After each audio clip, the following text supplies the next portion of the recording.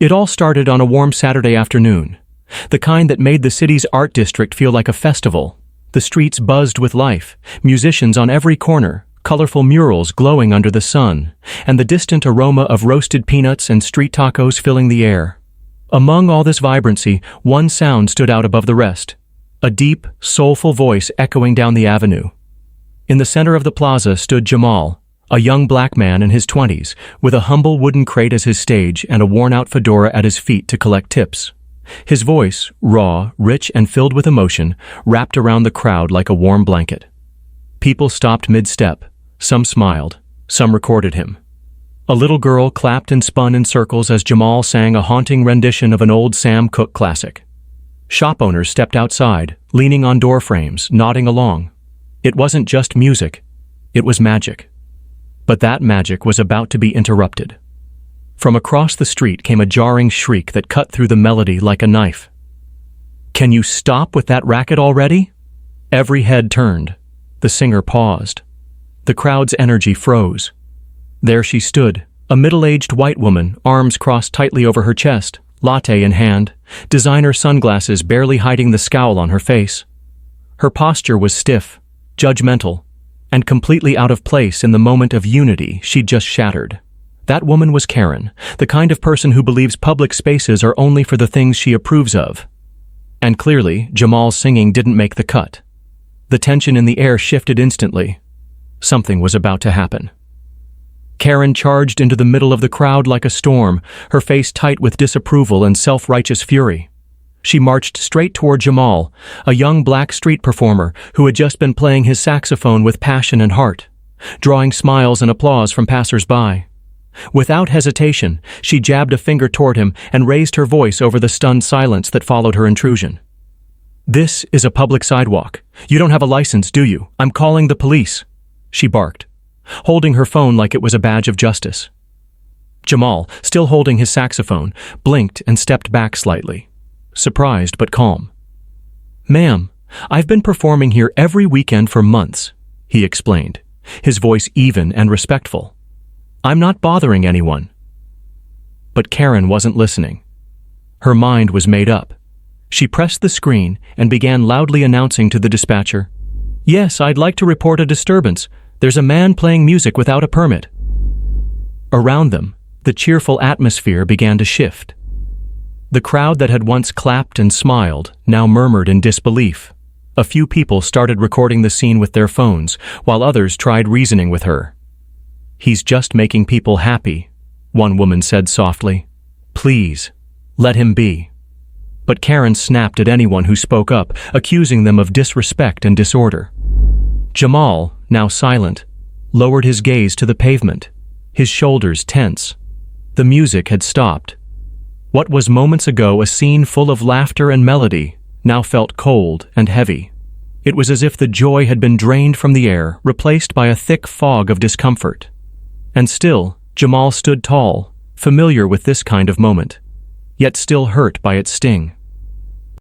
As Karen waited impatiently for the police to arrive, arms crossed and scowl deepening, something unexpected began to unfold.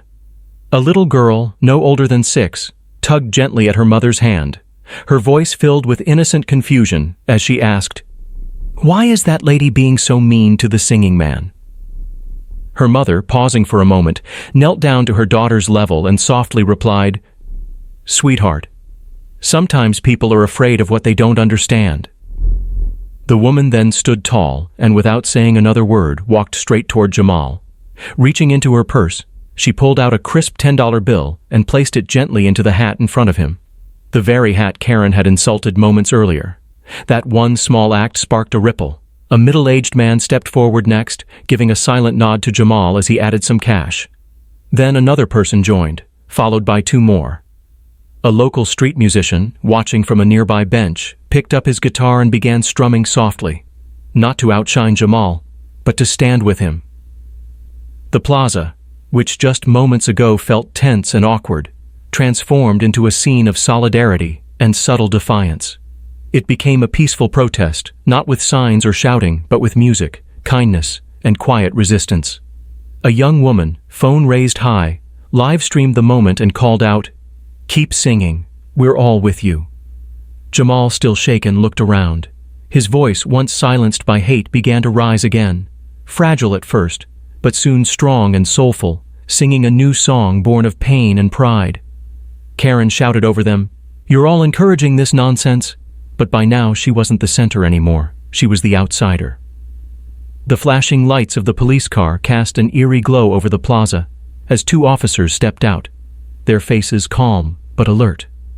Karen immediately rushed toward them, dramatically pointing at Jamal as if she had just uncovered a criminal mastermind.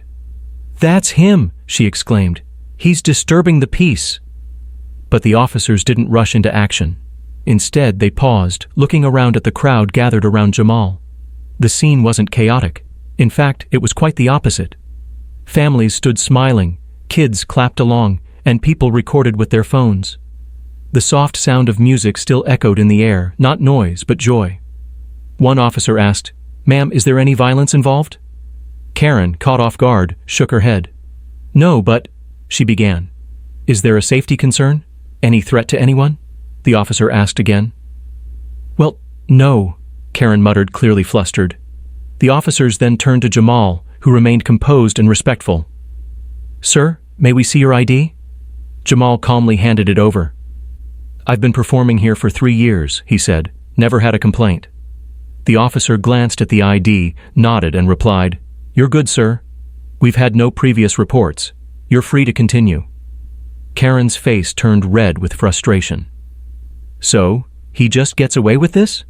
Just because he's—" But before she could finish, the officer cut her off firmly. "Ma'am, we're going to ask you to step aside now. You're the one disturbing the peace more than anyone here." The crowd murmured in agreement. Karen looked around, realizing the support she had expected was nowhere to be found. Her voice no longer commanded the plaza. She scoffed, turned sharply, and stormed off, humiliated and completely ignored by the very crowd she thought would back her. As the golden hues of the setting sun bathed the street in a warm glow, Jamal's voice rose with a new intensity. Not just louder, but deeper, more raw, filled with tears and fire that echoed through every note he sang. The atmosphere shifted. What started as a simple street performance had become a powerful symbol of something much greater. The crowd stood in awe, not just listening, but feeling every word, a shared heartbeat pulsing through the sidewalk. This was no longer about one man and his guitar. It was about the unspoken power of unity, of strangers rallying around a voice that someone had tried to silence.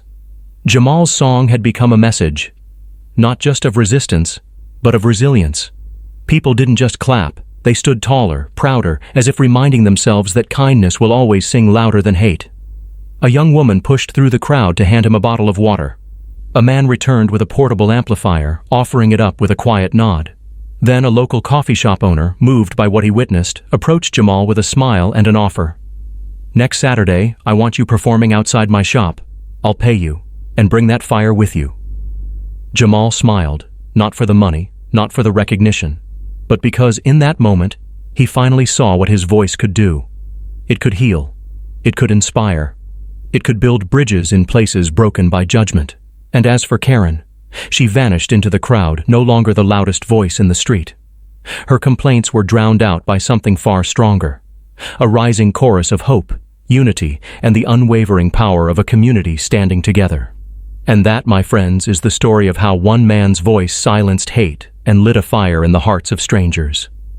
In a world where negativity often gets the spotlight, Jamal reminded us all that kindness, courage, and community will always steal the show. If this story moved you, even just a little, take a moment to spread that same kindness in your world. Subscribe for more powerful stories that matter. And remember, when the world goes quiet, let your voice be the one that sings.